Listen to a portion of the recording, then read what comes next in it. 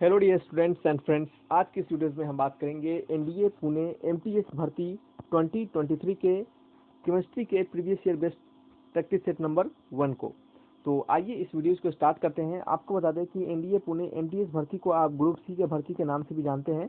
तो एनडीए में जो ग्रुप सी का भर्ती होता है उसी के रिगार्डिंग यह वीडियोज़ आपको यहाँ पे दिया जा रहा है। तो इस पर्टिकुलर वीडियोज़ में हम केमिस्ट्री से related previous year based questions को करने वाले हैं। तो चलिए बढ़ते हैं वीडियोज़ की ओर, और वीडियोज़ में बढ़ने से पहले आपको एक मोटिवेशनल कोट्स की तरफ लेकर चलेंगे। तो यहाँ पे आज का जो हमारा मोटिवेशनल कोट्स है, आपको यहाँ बता दें, लिखा जा रहा है, हर कोशिश में शायद सफलता नहीं मिल पाती। ध्यान से सुनिए, हर कोशिश में शायद सफलता नहीं मिल पाती, लेकिन हर सफलता का कारण कोशिश ही होता है। बहुत ही अच्छी बात कही गई है कि आपको जरूरी नहीं है कि हर एक आपको कोशिश में आपको सफलता मिल सके, यानी आप किसी भी काम को करें और उसमें आप क्या हो जाए, सक्सेस हो जाए। ठीक है, तो ऐसा जरूरी नहीं है, लेकिन ये ऐसा जरूरी है कि आप यदि किसी काम को जब तक नहीं करेंगे तब तक आपको उस पर्टिकुलर काम में सफलता मिल ही नहीं सकती। ठीक है, तो सबसे पहले काम को करना जरूरी है और देन फिर अपना काम जो भी होना होगा वो बाद में देखा जाएगा। ठीक है, जैसे कि आपने हमेशा सुना होगा, गीता में भी लिखा गया है कि पहले कर्म करो फिर फल की चिंता करो, उसी प्रकार से। ठीक है, चलिए नेक्स्ट आपका हमारा इस वीडियोस का क्वेश्चन नंबर 1 है। आप देख सकते हैं यहाँ लिखा जा रहा है, बिल्कुल आपको ज़्यादा क्वेश्चंस नहीं करवाएंगे, 10 क्वेश्चंस करवाएंगे और जल्दी से बिल्कुल कम समय में करवाएंगे। पहला क्वेश्चन है, atomic theory of matter was given by. जो एटॉमिक थ्योरी है किसी भी मैटर का, वो किनके द्वारा दिया गया था? तो एटॉमिक थ्योरी ऑफ मैटर जो है वो जॉन डाल्टन के द्वारा दिया गया था। ठीक है, इनका याद रखिएगा, इनका नाम जॉन डाल्टन था। पूरा नाम क्या था इनका? JOHN, John Dalton. ठीक है, तो इसका आंसर क्या होगा? John Dalton. और आपको बता दें थोड़ा सा, इन्होंने कहा था कि प्रत्येक मैटर में एक एक्सट्रीमली स्मॉल पार्टिकल होता है जिसे कि हम क्या कहते हैं? एटम कहते हैं। ठीक है, नेक्स्ट क्वेश्चन की ओर बढ़ते हैं। नेक्स्ट क्वेश्चन है हमारा number 2, atomic size is of the order of. Atom के साइज जो होते हैं उनका क्या ऑर्डर होता है? तो एटॉमिक साइज जो होता है उनका ऑर्डर कितना होता है? तो उनका ऑर्डर होता है 10⁻⁸ सेंटीमीटर। ठीक है, तो यहाँ पे लिख देते हैं हम साइज ऑफ एटम। एटम का जो साइज होता है, इसमें साइज नहीं होता है, उनका ऑर्डर। ऑर्डर जब भी पूछा जाता है तो जो पावर होते हैं 10 के, उसको हम दर्शाते हैं वहाँ पे। ठीक है, तो साइज ऑफ एटॉमिक ऑर्डर ऐसा लिख देते हैं। ठीक है, तो ये कितना होता है? तो ये होता है आपका 10⁻⁸ सेंटीमीटर। और यदि आप इसको मीटर में लिखेंगे तो वो कितना होगा?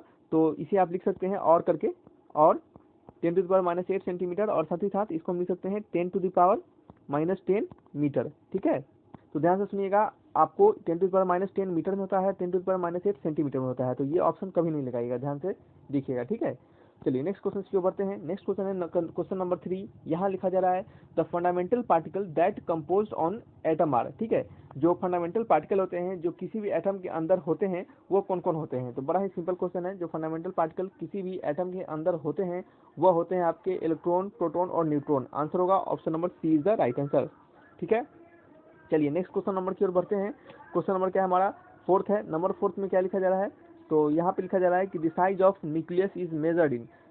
जो न्यूक्लियस का साइज होता है वो किस में मेजर किया जाता है? तो न्यूक्लियस का जो साइज होता है उसे हम किस में मेजर करते हैं? फर्मी में मेजर करते हैं। किसमें? फर्मी में। और याद रखिएगा, 1 फर्मी जो होता है, 1 फर्मी, ठीक है, 1 फर्मी जो होता है वो किसके बराबर होता है? तो वो आपका 10⁻⁻15 मीटर के बराबर होता है। तो ये आपको क्या रखना है? रिमेंबर रखना है, याद करने वाली चीजें हैं। 10⁻⁻15 मीटर होता है 1 फर्मी। नेक्स्ट क्वेश्चन की ओर बढ़ते हैं। नेक्स्ट क्वेश्चन है question number 5। The radius of atomic nucleus is of the order of. ठीक है, एटॉमिक न्यूक्लियस का जो रेडियस होता है वह किस ऑर्डर में होता है? ठीक है, ध्यान से सुनिएगा, इससे पहले जो ऑर्डर हमने आपको बताया था वह किसी भी एटम के था। किसी भी एटम का साइज होता है उसका ऑर्डर पूछा जा रहा था, यहाँ पे एटॉमिक न्यूक्लियस का ऑर्डर पूछा जा रहा है। ठीक है, तो जो एटॉमिक न्यूक्लियस होते हैं यहाँ पे लिख देते हैं एटॉमिक, ATOMIC, एटॉमिक। ठीक है, एटॉमिक न्यूक्लियस का ऑर्डर पूछा जा रहा है। ठीक है, तो वो कितना होता है? तो एटॉमिक न्यूक्लियस का जो ऑर्डर होता है वो होता है 10⁻⁻13 सेंटीमीटर। और इसे आप मीटर में जब लिखेंगे तो वो कितना हो जाएगा आपका? 10⁻⁻15 मीटर, बस 2 बढ़ जाता है। ठीक है, तो 10⁻- क्या होगा? 13 सेंटीमीटर, ना कि 10⁻⁻15 सेंटीमीटर। तो ये कंफ्यूजन करने के लिए ऐसा दिया जाता है। नेक्स्ट बढ़ते हैं, क्वेश्चन नंबर क्या है हमारा? क्वेश्चन नंबर है हमारा 6 नंबर क्वेश्चन। 6 नंबर क्वेश्चन में लिखा जा रहा है कि nucleus of an atom consist of. किसी भी एटम का जो न्यूक्लियस होता है वह क्या क्या रखता है? तो किसी भी एटम का जो न्यूक्लियस होता है, जैसे मान लेते हैं एक ये बड़ा सा एक एटम है। ठीक है, इसके अंदर क्या है? उसका एक न्यूक्लियस है। ये जो न्यूक्लियस होता है इसमें 2 पार्टिकल होते हैं। पहला क्या होता है हमारा? इसमें 2 पार्टिकल होते हैं, जिसमें कि पहला होता है हमारा प्रोटॉन, ठीक है, और दूसरा क्या होता है? दूसरा होता है हमारा न्यूट्रॉन। ठीक है, तो किसी भी एटम के अंदर दो हमारे क्या होते हैं, आपके छोटे छोटे स्मॉल पार्टिकल होते हैं। क्या क्या होते हैं वो, एक प्रोटॉन होता है, दूसरा क्या होता है इलेक्ट्रॉन, सॉरी न्यूट्रॉन होता है। क्या होता है, पहला प्रोटॉन और दूसरा न्यूट्रॉन। ठीक है, बढ़ते हैं नेक्स्ट क्वेश्चन की ओर। नेक्स्ट है हमारा, नेक्स्ट क्वेश्चन नंबर 7 है। इसमें आपसे पूछा जा रहा है कि which of the following is not a nucleon. इनमें से कौन सा जो है वो न्यूक्लियन नहीं है। ठीक है, इनमें से कौन सा जो है वो न्यूक्लियन नहीं है। ठीक है, तो बताइए कौन सा न्यूक्लियन नहीं है। तो इसमें जो इलेक्ट्रॉन है वो क्या आपका न्यूक्लियन नहीं है। ठीक है, क्योंकि न्यूक्लियन जो होते हैं उसमें प्रोटॉन भी होते हैं, न्यूट्रॉन भी होते हैं और पॉजिट्रॉन भी होते हैं। ठीक है, ऐसा ये भी कह सकते हैं आप इसको दूसरे तरीके से कि इनमें से जो ऑप्शन नंबर प्रोटॉन है, फिर से न्यूट्रॉन है और पॉजिट्रॉन है, ये कहाँ पे प्रेजेंट होते हैं, तो ये प्रेजेंट होते हैं न्यूक्लियस में। किसमें प्रेजेंट होते हैं, न्यूक्लियस। ठीक है, NuClEus। लेकिन ये जो आपका इलेक्ट्रॉन होता है ये कहाँ प्रेजेंट होता है, तो ये आपके सेल्स में प्रेजेंट होते हैं। ठीक है, सेल्स में। ठीक है, चलिए नेक्स्ट क्वेश्चन की ओर बढ़ते हैं।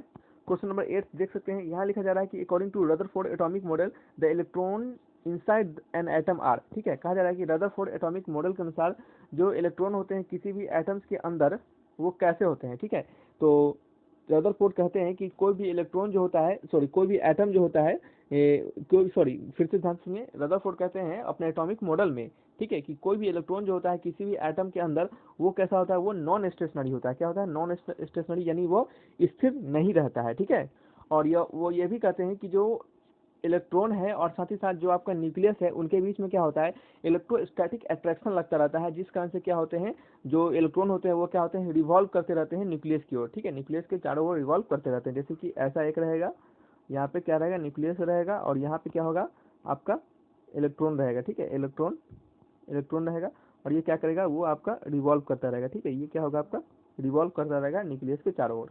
ठीक है, और इनके बीच में कौन सा अट्रैक्शन लगता रहेगा, इलेक्ट्रोस्टैटिक अट्रैक्शन।